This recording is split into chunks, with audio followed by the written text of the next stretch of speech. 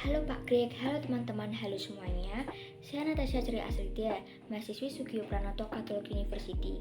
Saya dari Prodi Akuntansi dan Sistem Informasi. Saya ingin memenuhi tugas filsafat logika, yaitu menjawab pertanyaan dan memberi reaction tentang hukuman mati. Have a good watching. Pada kesempatan kali ini, saya akan membahas tentang hukuman mati. Bicara tentang hukuman mati, semua orang pasti sudah tahu apa itu hukuman. Hukuman adalah suatu bentuk prosedur atau tindakan yang diberikan kepada individu atau kelompok atas kesalahan, pelanggaran, atau kejahatan yang telah dilakukan dalam bentuk enforcement negatif atau penderitaan dalam rangka pembinaan dan perbaikan tingkah laku sehingga tidak terulang kembali di kemudian hari. Lalu, apa itu hukuman mati? Hukuman mati adalah praktik yang dilakukan suatu negara untuk membunuh seseorang sebagai hukuman atas suatu kejahatan. Pidana mati adalah sanksi yang dilakukan dengan suatu pilihan perbuatan mematikan oleh negara kepada pelaku tindak pidana yang telah diputus bersalah atas putusan pengadilan yang berkekuatan hukum tetap. Alasannya pemberlakuan hukum mati ini adalah untuk memberikan efek jera bagi pelaku kejahatan. Kejahatan yang dapat dihukum mati menurut Kitab Undang-Undang Hukum Pidana atau KUHP diantaranya makar membunuh kepala negara, pembunuhan berencana, pencurian dengan kekerasan oleh 2 orang atau lebih, dan mengakibatkan seseorang mengalami luka berat atau mati, dan lain-lain. Hukuman mati berlaku di Indonesia sejak Januari 1998 yang tercantum dalam KUHP dan diatur dalam pasal 10. Pasal ini memuat 2 macam bentuk pidana, yaitu pidana pokok dan pidana tambahan. Pidana mati termasuk dalam pidana pokok, akan tetapi apabila ditelusuri sejarahnya, hukuman mati di Indonesia sudah ada sejak 1808 ketika Gubernur Jenderal Hindia Belanda Daendels bertugas di Indonesia. Hingga masa demokrasi liberal atau pada 1951, hukuman mati diterapkan sebagai strategi untuk membungkam pemberontakan penduduk yang terjadi hampir di seluruh wilayah Indonesia.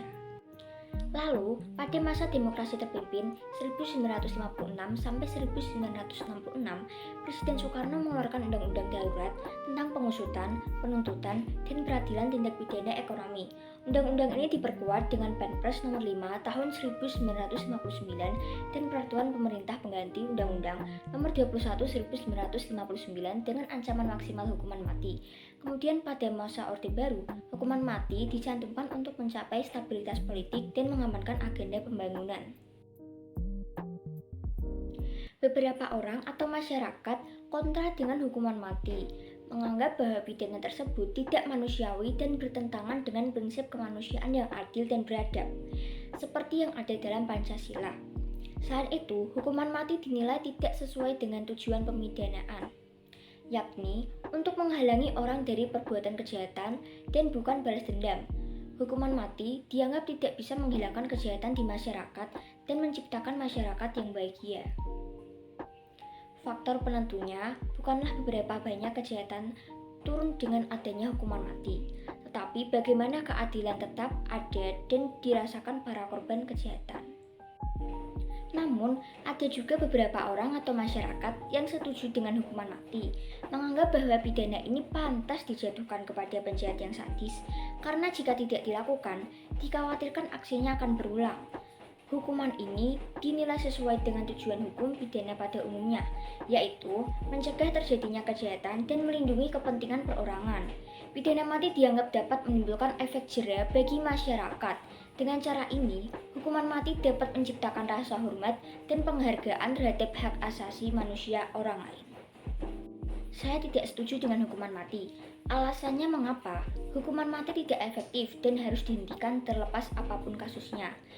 Yang pertama, hukuman mati tidak membantu pemulihan korban. Banyak korban yang mengalami trauma dan ketakutan, namun sebagian proses penegakan hukum tidak menyelesaikan permasalahan yang dialami korban tersebut.